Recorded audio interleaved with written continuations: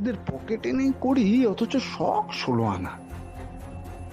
শুভ বাঁচবে কি মরবে তার ঠিক নেই, দুম করে একটা নামি দামি হাসপাতালে ভর্তি করে দিল।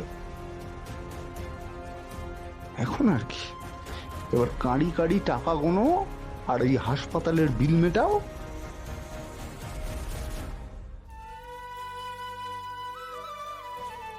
সাবধানে মা। বসো বসো।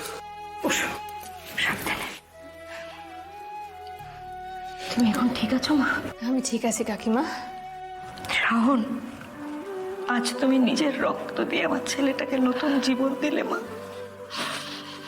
তুমি কিন্তু শুভকে শুধু বাঁচাওনি, তুমি আমাদেরকেও বাঁচালে মা, পরিবারটাকে রক্ষা করলে। তুমি খুব ভালো থেকো মা, তোমার খুব ভালো হোক।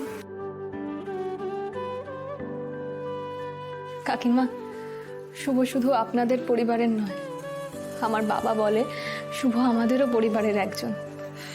আমি আর বাবা কোনোদিন শুভকে আলাদা চোখে দেখিনি। শুভ আপনাদের কাছে যতটা আপন, আমাদের কাছেও ঠিক ততটাই আপন। এসব কথা কি আর নতুন করে আজ বলতে হবে মা? সবই তো নিজের চোখে দেখছি। আচ্ছা, শুভর সাথে কি একটু দেখা করা যাবে? আমি একটু দেখা করে চলে আসবো। হ্যাঁ, তুমি যেতে পারবে মা?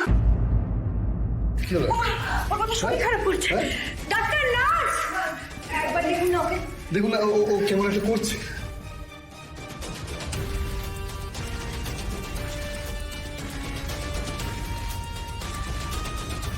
না না, ভয়ের কিছু নেই।